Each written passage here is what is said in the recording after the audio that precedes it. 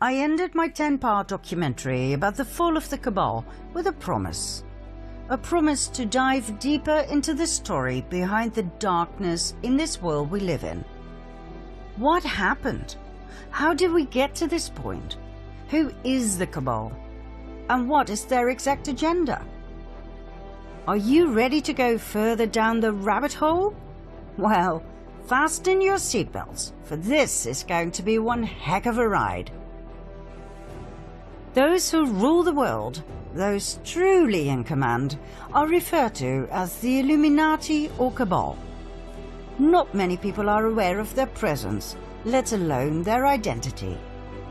We have grown to believe that our countries are ruled by presidents, by kings and queens and governments. But the truth is, these are mere puppets on a string.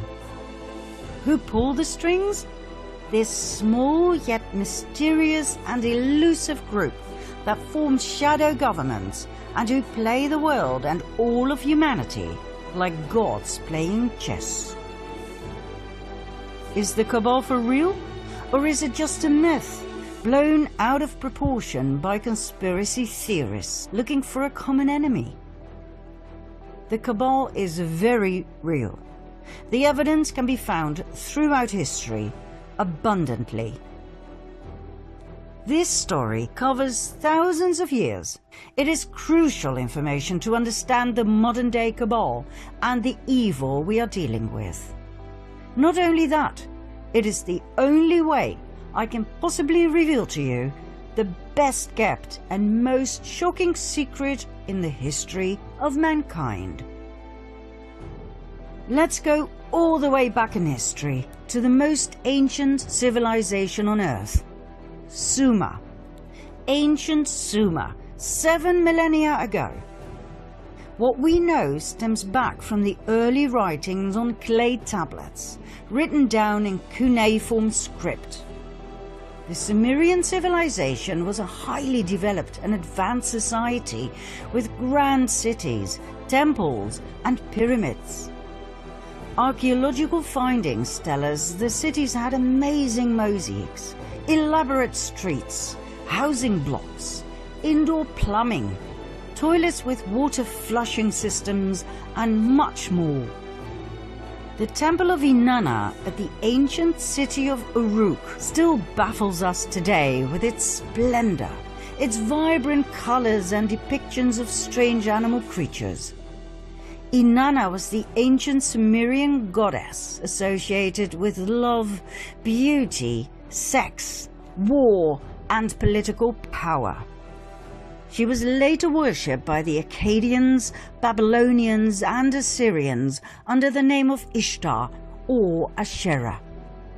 Many researchers now believe she was Isis of the Egyptians, Diana of the Greeks, and Venus of the Romans. She was the consort of Baal, the deity who demanded child sacrifice. We shall later see whether this is true or not. The ancient culture of Sumer and its polytheistic religion expanded towards the northwest into Babylonia, then even further west.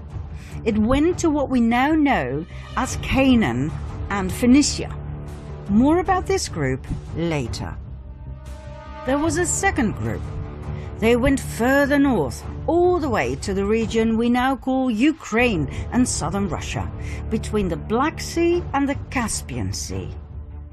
There they took on the name Khazars and called their new homeland the Kingdom of Khazaria after their ancestors. Joseph Chagam, king of the Khazars, explained in a letter to the foreign secretary of the Caliph of Cordoba, Hasdai ibn Chaprut, that his people were direct descendants from Japheth, son of Noah. Khazaria was right at the center of the northwestern Silk Road. Merchants who traveled through Khazaria had to pay toll, a lucrative way to swell the coffers of the kingdom. The Khazars were different than the peoples from the surrounding countries. They were described as thieves and spies. They were said to be lawless people who lived a life of sin, of sexual extremities, and of cruelty. They would murder travelers from other countries and adopt their identity. They were masters of deceit. And, last but not least, they were said to worship Baal, also referred to as Moloch, a representation of Lucifer that demanded child sacrifice. In return, Baal was said to reward them with riches, with fame and fortune. The neighboring countries despised them. They hated their sacrificial rituals in which they threw babies into the flames or cut them open to drink their blood and eat their flesh, claiming it gave them incredible power and energy and eternal youth.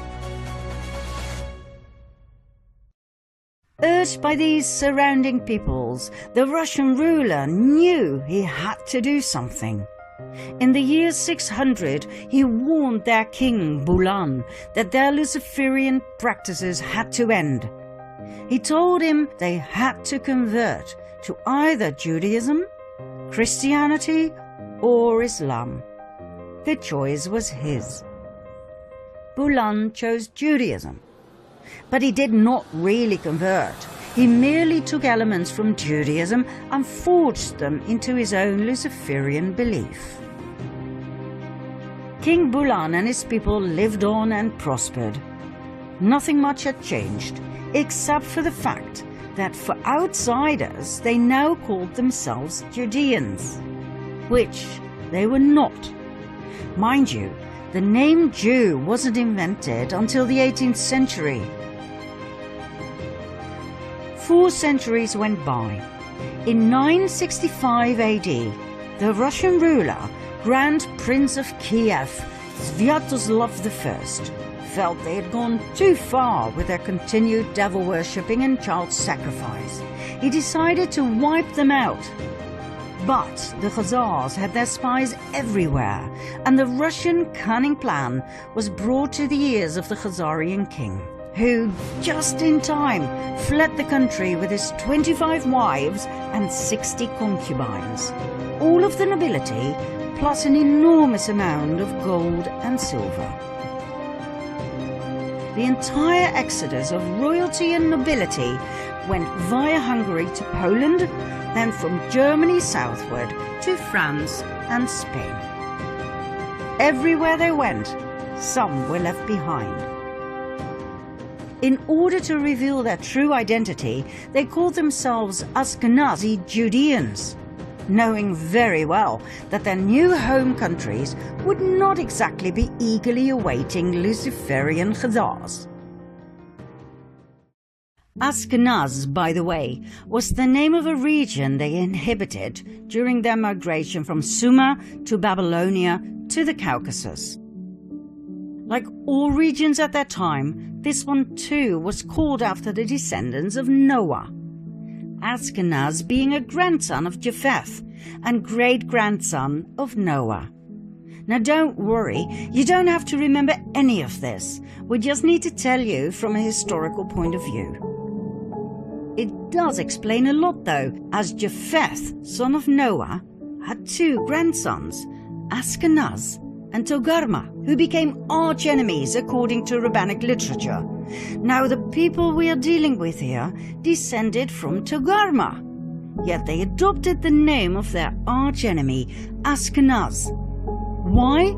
We will soon find out. Just remember this, it was all by design. The Ashkenazim settled in their new homelands and swore to rebuild their empire. In no time, they built up an empire of wealth and influence. After all, they were the royalty and nobility of the ancient bloodlines of Sumer and Babylonia. They had the startup capital, so to speak. They swore to take revenge on Russia, the country they had been expelled from. Their revenge also stretched out to the Jews, as in the original people from Judea. Why? Because back in the time of Princess Jezebel, during a situation in which 2 deities were challenged, they chose Yahweh over Baal. That was their death sentence, as the Khazari and Ashkenazim would never forget nor forgive. Within a few years after they had settled in Europe, they formed an absolute master plan. A plan so big, so intelligent, and so evil, it would change the fate of the world forever. One of the Khazarian families that had joined the exodus from Khazaria was the Rothschild family. That's right, the Rothschilds I talked about in part 2 of my previous series. They settled in Frankfurt, Germany, where they became wealthy and powerful through trade and banking. They called southern Germany Ashkenaz, as a tribute to their ancestry. They offered notes to travelers who left behind their gold and silver, safely stored in the vaults of the Rothschilds, banknotes against deposits. This way they collected an unprecedented amount of riches that, combined with the interest they received, were further used to extend their wealth and thus their power.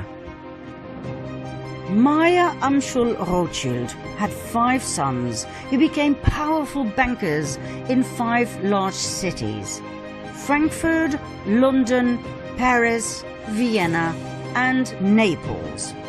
In no time, they gained financial power over all of Europe. They became the personal bankers of kings and queens. They even became the treasurers of the Vatican.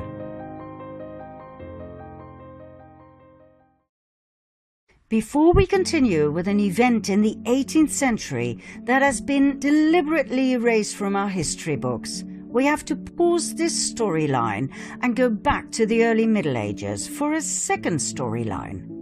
The two will meet during this 18th century event, and when they do, things will fall into place, I promise. We'll start in the age of the Crusades. In 1048 AD, an organization was founded that we refer to as the Order of Malta. They were founded in Jerusalem. Their goal was dual. One arm of the order ran a hospital in the Holy Land to tend to Christian pilgrims. The other arm was military, tasked by Rome to protect Christians against the local Muslim population. Their symbol? The equal-armed Maltese cross. During the first 50 years of their existence, Jerusalem was Muslim territory. The amount of Christian pilgrims who went to Jerusalem was limited, even by Islamic law. In 1096 AD, the first of 9 wars broke out. It became known as the First Crusade. The Crusades were religious wars initiated and supported by the Roman Catholic Church. Their goal was to recover the Holy Land from Islamic rule. 3 years after the Crusaders had left for the Holy Land, this goal was achieved.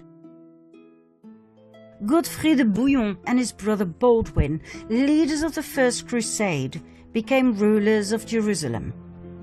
The Crusades may have been romanticized in literature and movies, but the truth is, they were insane religious wars focused on nothing but death, destruction, and forced conversion.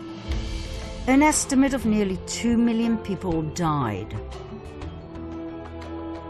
In 1118, a French knight by the name of Hugh de Payan founded a military order together with 8 relatives and friends.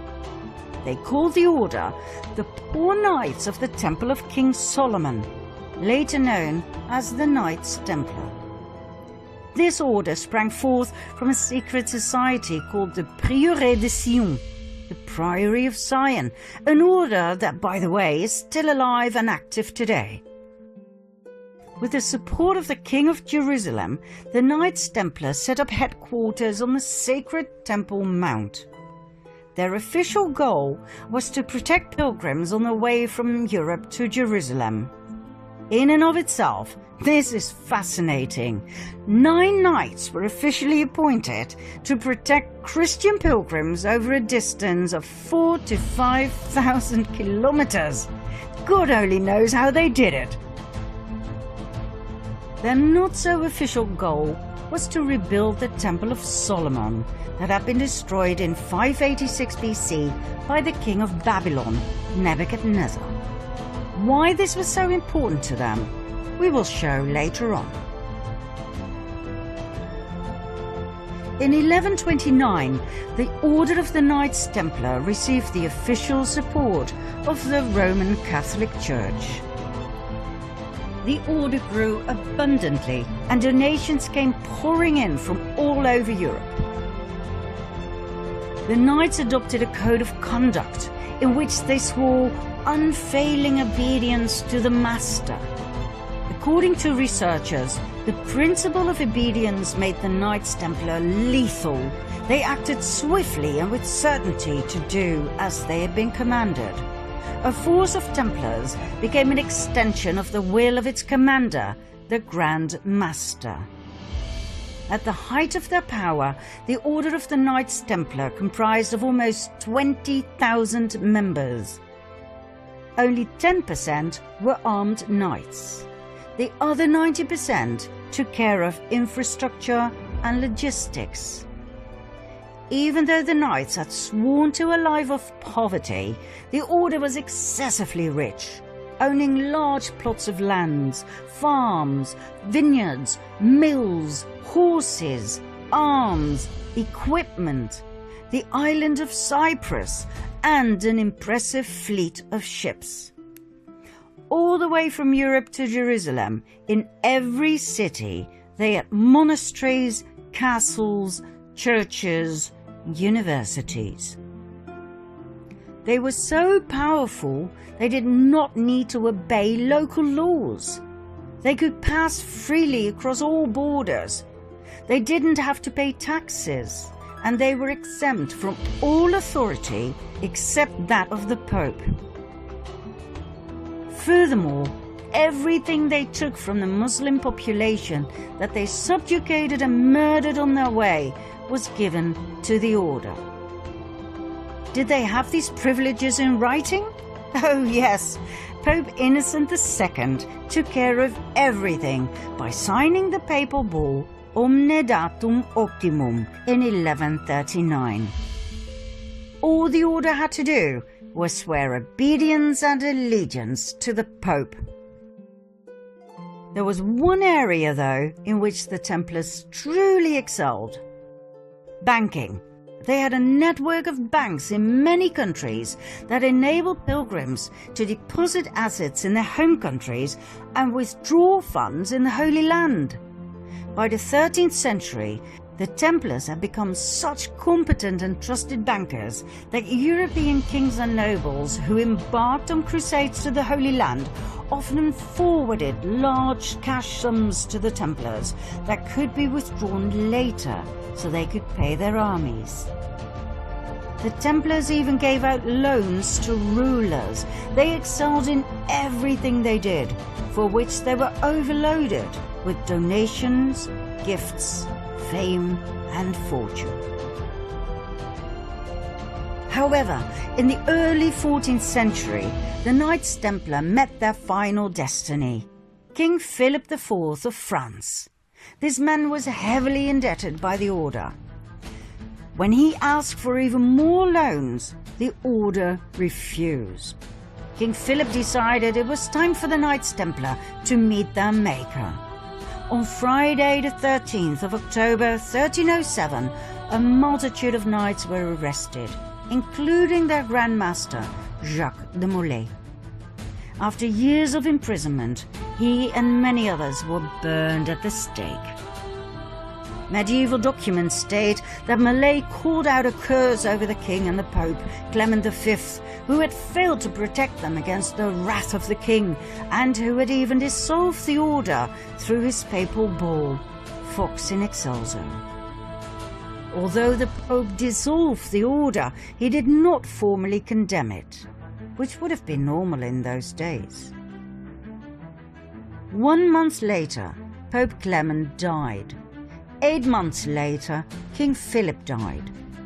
Ironically, the Pope's body was burned to ashes by a fire that was caused by lightning that struck the church where he was lying in state.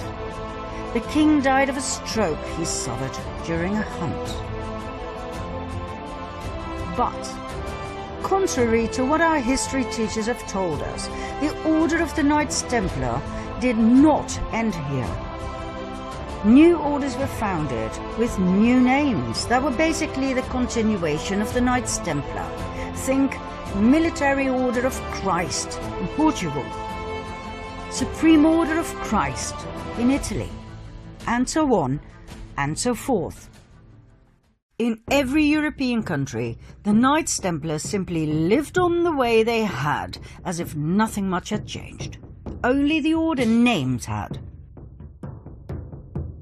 The Order of the Rosicrucians appeared, founded by Christian Rosenkreuz, a German aristocrat. Was it connected to the Knights Templar? Absolutely. The sign of the equal-armed cross of the Knights Templar was combined with a rose. It can be found in medieval churches across France, Spain and Portugal. Yet another secret order was founded in 1534. 2 centuries, 2 decades and 2 years after the official dissolution of the Order of the Knights Templar, the Jesuit Order. The Jesuit Order was a Catholic religious order founded in Paris. Make no mistake though, the Jesuit Order was not an order of pious monks worshipping Jesus from within the walls of their safe monasteries. It was a military order of extremists who had sworn an oath of absolute submission and obedience to the Pope and to their superior general. Let's have a look at their initiation oath. I declare that I have no opinion or will of myself, but without hesitation I will obey every command I receive from my superiors in the Pope's and Jesus Christ's militia.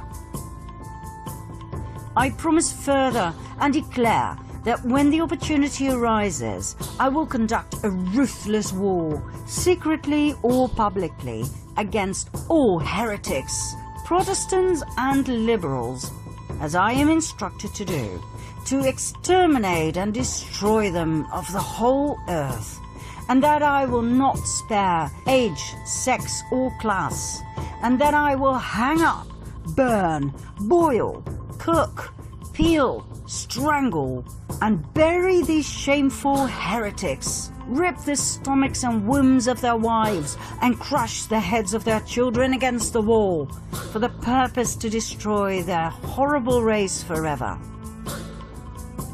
If this cannot be done openly, I will secretly administer the cup with poison, the strangling rope, the steel of the dagger, or the leaden bullet, regardless of the honor, rank, dignity, or authority of the person or persons, as I will at any time be instructed by an agent of the Pope or superior of the Brotherhood of the Holy Faith of the Order of Jesuits. In confirmation of which I hereby dedicate my life, my soul, and all of my corporal powers, and with this dagger which I now receive, I will subscribe my name written in my own blood, in testimony thereof. And should I prove false or weaken in my determination, may my brethren and fellow soldiers of the militia of the Pope cut off my hands and my feet, and my throat from ear to ear, my belly opened, and sulphur burned therein, with all the punishment that can be inflicted upon me on earth, and my soul be tortured by demons in an eternal hell forever. Not exactly what you would expect from an order of Jesus, right? Mind you, when we refer to the Jesuit order in relationship to the Cabal, we are not talking about the lower segments of the order. I personally know of Jesuit priests who are wonderful human beings and who've brought a lot of beauty and wisdom into this world. What we're referring to here is the top of the pyramid, the absolute elite of the order, better known as the Jesuit Council. Documents from the Golden Age show us that the Jesuit order grew into an extremely powerful group of men. Their influence went far beyond the religious world. It stretched all the way into the secular. They infiltrated the old Masonic lodges. The Masons were skilled tradesmen in the construction trade. They worked with their hands. They worked hard, physical labor. The infiltrated Jesuits were allowed to join because of their contributions in the area of architecture, science and arts. They were called the Free and Accepted Masons, hence the name Freemasons. The Freemasons were wealthy men with a special knowledge of architecture. It is known that they were especially interested in the Temple of Solomon, just like the Knights Templar. Furthermore, they were focused on the preservation of esoteric knowledge, for instance about the Kabbalah. The fascination with the Temple of Solomon is not the only link between the Freemasons and the Knights Templar. Even today, the York Rite administers 3 orders of Masonry, one of which is the Knights Templar. The Knights Templar of the York Rite is a military branch of the Freemasons, just like the medieval order of the Knights Templar. They both have the symbol of the equal-armed Red Cross. So, in short, the Freemasons were a highly secretive group of powerful Jesuits who had infiltrated the countless Masonic lodges across the world. They founded their own umbrella lodge in 1717, the Premier Grand Lodge of England, and that would turn out to be their salvation. What happened? The Jesuits had become way too powerful to the liking of 80 heads of states worldwide who obviously felt threatened by the powerful order. They banned the order and put pressure on the Pope, Clement XIV, to do the same. In 1773, the Pope succumbed to their demand. He promulgated the Dominus Ac Redemptor, the Bull of Extinction, that put an end to the Jesuit order. It seems indeed history repeated itself. But guess what? It didn't end there. Just like the Knights Templar before them, they continued using another name. In this case, the Freemasons. 1 year after his betrayal of the Jesuits, Pope Clement was murdered by poisoning. Just like the Luciferian Khazars, the Jesuits too, and their predecessors like the Knights Templar, had a taste for revenge. Now, we promised that our 2 storylines would come together at an historical event that would massively impact the world. We have finally reached that point. Do you want to know what happened? Follow me to part 2.